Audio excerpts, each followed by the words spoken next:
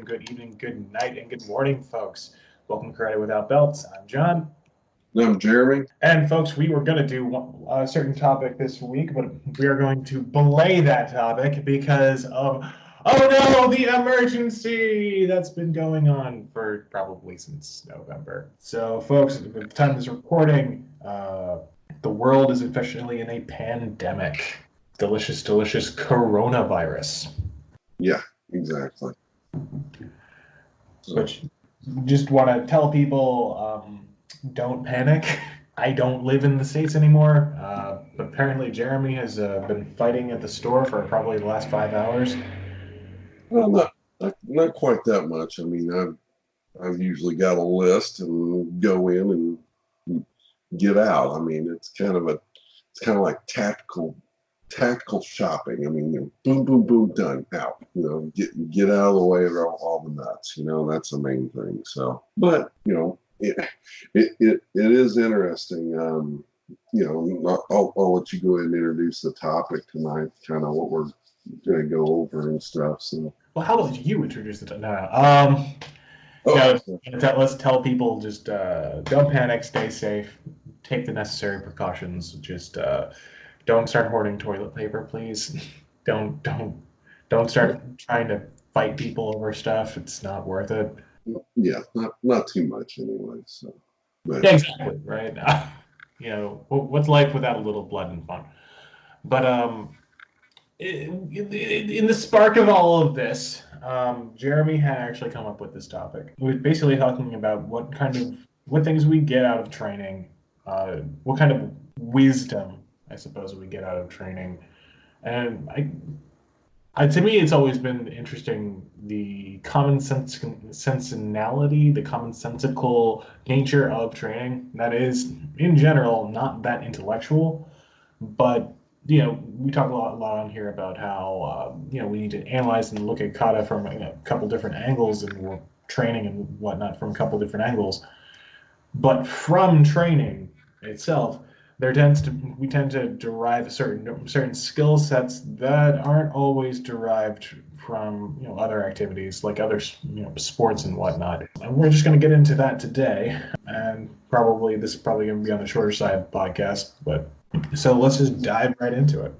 so, some of the things, as you go out to the stores and kind of do things, out in public right now. I mean, a lot of people are on like real high anxiety, a little bit more so than normal. And expected. Yeah, and I mean that's cool, but one of the things that I've really kind of paid attention to is people's behavior, and you see a lot of people, like I said, very high anxiety. Oh, I got to get this, got to do this, got to. I mean, really, just over the top. I wouldn't say crazy, but just really over the top. I'm trying to make sure one, their families are taken care of, and I get that, and they're taken care of.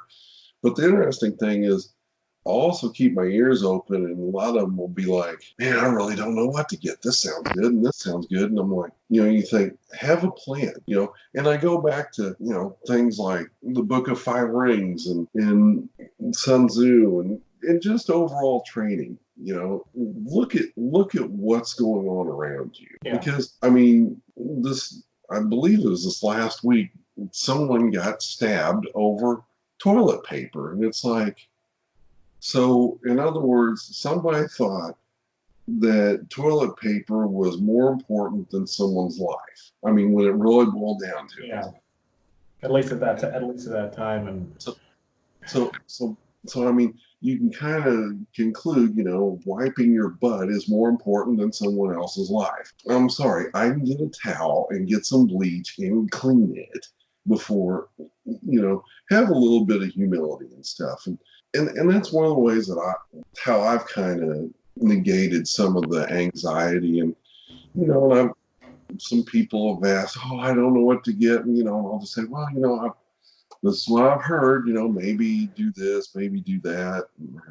Maybe you need to get some protein, things like that. And, look for different stuff like that. And, really kind of try to be helpful, not just, in a martial arts setting, but in a life setting, where there is a lot of anxiety and stuff. I think also assessing how that anxiety is and seeing if tensions are going to boil over, Right. I mean, and and what are you going to do? And then I take Mr. Oyata's lesson of, give yourself enough time to think through the situation enough to know what you're going to do. because preparing for an emergency is everything people like to talk about, but people don't like to do. So Right. especially in the kind of like a la carte version of kind of walking through whatever emergencies may come your way, you have to take an extra second to evaluate what's going on and not just act on panic instinct. Um, Right. we derive this very strongly from training that nothing should be done from panic instinct. Right. Exactly. I mean, if you're panicking, step back, take a breath, move on. You know, so, something like that. I mean, there was, yes, I went and braved the feared Costco today. I tell you what, I mean, no, you're wrong. I I do like Costco, but it was a little tense, and I had some older gentleman getting ready to push me in the back with his cart. And it was like, okay, the first time, okay, it was just a little accident. The second time I turned around and looked at him like, hey, stop, you know? So, You wouldn't do this on a normal day. Why would you do it instead? yeah, it's like, just relax. You're going to get your toilet paper or whatever you're going to get. Just chill out, just relax. Everything will be fine. So, but I mean, it's not just the stores. I mean, you look at gas stations too. I mean, Okay. you look Well, at I mean, every place. Now, I will say this: if mind you, you're we're talking about the states here. We're not talking about some. I mean, other places in the world are. Italy's definitely gotten hit by this pretty harmfully, and we're not going to even go into what's going on in China. But what's happened here is where I live in Japan. The reaction basically was cancel large events, cancel large public gatherings. If you have a large number of people, send them home or keep them working at home, right? right, See if you have the ability to do that. I work in the schools, and the school district I work in shut down classes for the last 2 weeks, and actually we're coming back to it this week, and we're just kind of doing a test day, and see if mm, we can really run a day, and if we don't feel that's appropriate, we'll kind of call the rest of it off. yeah, There was a bit of a panic move by doing that when it was initially announced. But other than that, people aren't here running to the stores to buy. I can still go buy toilet paper without much concern. Everyone is kind of like, oh yeah, this stuff, whatever. All right. yeah. So, I mean, there's a lot of toilet paper stories out there. I mean, like the one that ordered so much and they added an extra zero and ended up getting like a pallet of toilet paper delivered to their house. It's like, gee, Christmas. But I don't know. It's just sometimes people just need to sit back and take take a breath. Not a big deal. Look at what's going on. Give yourself enough time to look at things. And I think just from your martial arts training, I mean that's very simple. I mean, if you look at it from a karate techniques vantage point, you look at an opening move. Okay, how am I going to get an opening to where I can actually do something? That's kind of what you're kind of looking at. It's like, what are you going to do? Are you going to do this? Are you going to do that? I mean, instead of just flat out going nuts and participating in the nuttiness. So, Yeah, and then there's also, this has occurred to me. Karate turns us into people watchers in a weird way. That we well, almost I don't even think it's a weird way. I well, think like I think it's more people watching by awareness more yeah. so. So you have that awareness, the kind of extra, at least if you're training right. And this isn't even to say if you're training right, like sometimes you just kind of fall off that for stagnation or whatever. But if you're kind of aware of what's going on around you, who's around you, people are talking about social distancing or going out and going when you go out, try to maintain at least a 6 foot distance from people. It's not a bad thing, kind of like hanging out in the corner of a store for a minute, or not a minute, but or for a moment, while letting other people go by you, or letting other people go to the cash register or whatever, and then you yourself can then go, and then that kind of leaves that space there. I always talk about what taking space and all that, or actually learning about creating space.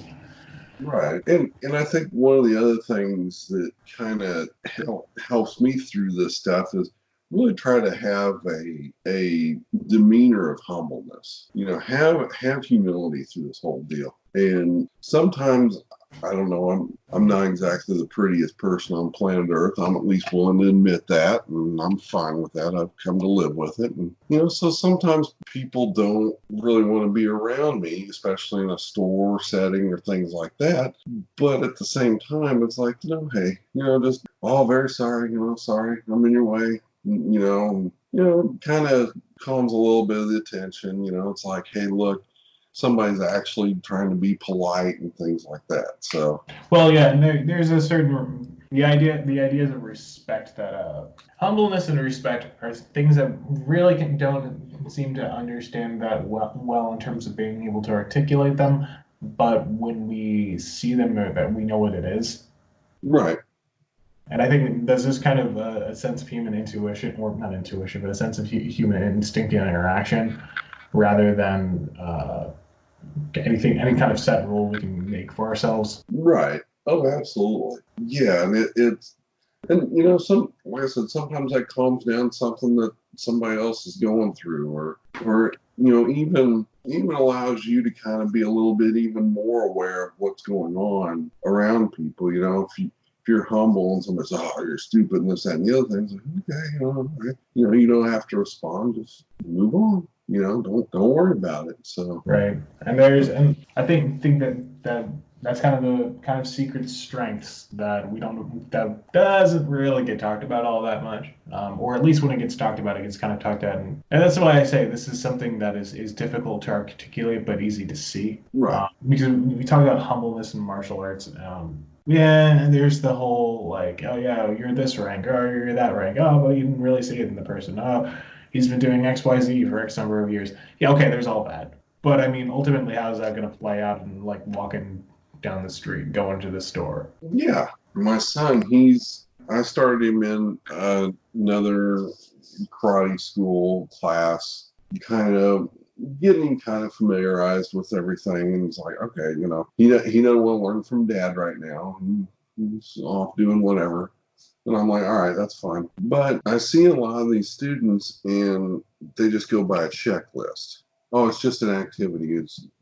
Are you are you really taking those lessons to heart? And are you able to take those lessons to heart to where you can take them out of the dojo? Not so much physical, but the however you want to call it. You want to call it spiritual, you want to call it just your attitude in life, whatever. Are you able to take that outside the dojo and actually apply it? Well, and that's an interesting thing on pedagogy there because of I mean there's a couple different factors there. It's not just what is all going on inside the dojo, it's what happens outside the dojo. In Right. that kid or student's personal life, but at least creating an atmosphere where whatever is going on outside, when they come in, they understand that there's a certain atmosphere, there's a certain sense of needing to put all of that away when you're training, and then hopefully from when you take what you take away from training is that humbleness and respectfulness that you can take out into the world. Right. Yeah.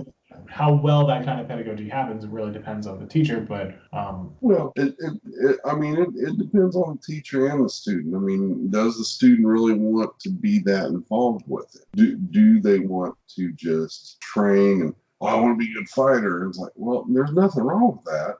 But, situations like this, you really can't be, because right now, I mean, before complete nuttiness happens, I mean, if you get into an altercation, more than likely police are going to come and then they're going to arrest you one way, Oh, shape, or form. And how good is that going to be for your family? oh, it's not going to be good for anybody. No, it's not going to be good for anybody.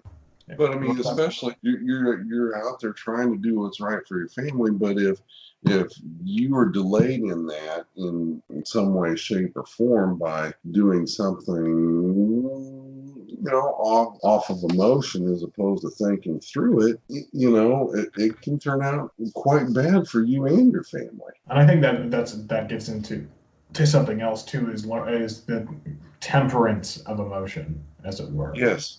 Through martial arts, through karate training. There's a weird. It's funny because people would say, well, you're bloodless or you're heartless. You have no emotions. If you're doing karate, you learn to turn them off or whatever. No, you still, like, if you're sad, you're still gonna have that feeling. If you're happy, you're still gonna have that feeling. If you're angry, if you're whatever, like, Yeah. you're still gonna have that feeling. It's just how well you can manage it, how well you can work around it. Absolutely. Or work through it, right? And then, when you're in a dojo, it's really easy. Kick, punch, whatever. Do kata, throw somebody on the ground, hit it back, do sparring, do a kata, whatever. Taking that kind of physical outlet and letting that take whatever negativity you have out of you is quite good. What is it? Larry, who was on here in December, we were talking. I think he said this on air, where it was something where it's like kata just kind of filters everything out of you. That's why he loves it so much. Yeah. But retranslating that into your daily life can be a little more difficult because you're not just doing that practice, but you need to take the lessons learned from that practice and allow your emotions to be tempered, to not become hot-headed. I mean, that's idyllic. That's very idyllic. Like, that's very idealistic. I think that's what we should be striving for as practitioners of karate. To be perfect. I mean, I know I get upset from time to time, but it's like, how do I manage it so that some emotion doesn't overrun my life and have me make a terrible decision? Well, exactly. Or cascade of terrible decisions. So either way, cascade of terrible decisions seems to be the norm, at least for this current situation. I mean, I think it's pretty ridiculous. But in the kind of terrible situation, this is where I think where we really test the strains of a lot of the stuff that we kind of take for granted. Yeah. And I hope that people who are listening to this, who've done karate and also are somewhat maybe fearful or have anxieties about what's going on, it's normal, but don't forget what you've learned, don't forget what you've trained for. To a degree, this is what we've trained for. I mean, the bottom line is, look at the situation, assess the situation, figure out what you're going to do, and then do it.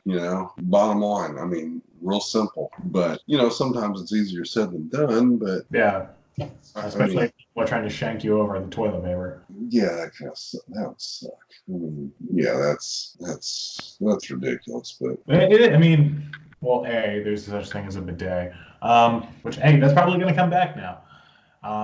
In lieu of this, but I mean, it's funny. I mean, we were talking about this at work. It's like the movie Demolition Me, and when Sylvester Stallone was like, "Where's the toilet paper at?" and they're like, "You don't know how to use the 3 shells," and it's like, toilet paper is so archaic. When's that gonna happen? Number one. Number two, it's just. I mean, I look at it, it's like, that's kind of funny. Number two, we could use 3 shells right about now and save a lot of paper. But I mean, I lightly joke about it. Now, don't get me wrong. I don't want to run out of toilet paper myself, but it's like, improvise, overcome, and adapt. Not that huge of a deal. No, I mean, and the real issue here is the people who are going to be profiting off this type of stuff. Oh yeah, Uh, and then the other side of that is people who are not taking serious enough precautions don't think that it's a big problem. yeah, I I think that's also foolish and dangerous. Somebody said this the other day where it was like, man, in like 3 months, we're going to look back on this and think it was so silly how we were preparing for all this. But at the same time, it's just like, yeah, and probably because not that many people are going to really be seriously affected by this because of all the precautions. And the point is, yeah, that's why we did all these precautions to minimize the effect and mitigate the effects of all this. right. And I mean, some of the things that I've done over the years is I wouldn't say I'm like a complete, hardcore prepper, but I've taken, a little bit, like maybe 0.5%, like maybe $20 out of my paycheck. It's like, okay, I can get a little bit of this, or I can get a little bit of that, or I can buy, I can buy like 5, 10 toothpastes here, or soaps, or this or that, whatever. And it's just like I don't know when that day is going to come that I'm going to need it, but I'm not completely like, I have nothing, I gotta go, things like that, and, Well, and told mass hysteria. And I think a lot of these people, there are a lot of people that are in that realm right now. which is sad, but it's also understandable because of Right, how much stuff has been hyped up, right. and and I guess that's yet another thing that should cross over from training is that an instinct to not give way to not give way to. It's one thing to be concerned. It's another thing to panic. Uh, it's a, Right. it's another thing to just give into what everyone else is saying. Well, maybe what Right. everyone else is doing and saying is not the thing to do. Right.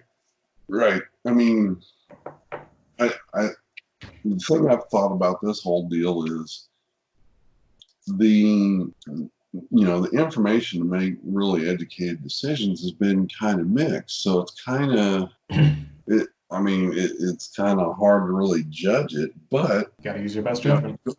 you go back to the old saying, prepare for the worst, hope for the best, and somewhere it's going to land in the middle, and hopefully I don't have to use hardly any supplies. Maybe I do, maybe I don't, but that's why I've got it. But I mean, that's just taking a little bit of a proactive approach to things, and that way, am I concerned? Yes. Am I hysterical? No. So, and I think that's a good place for martial artists to be, and people in karate. It's you're looking at a situation, you assess the situation, you do what you're going to do, and done.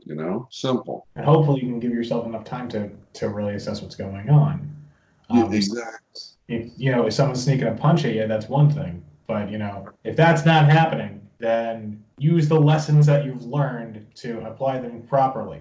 Yeah, I mean, go back to, I mean, one of my favorite quotes in any movie is from, I love Apollo 13. I mean, a little known fact about me, my dream was to be an astronaut, and I was somewhat close to it. So a lot of people don't know about that, but Now they do.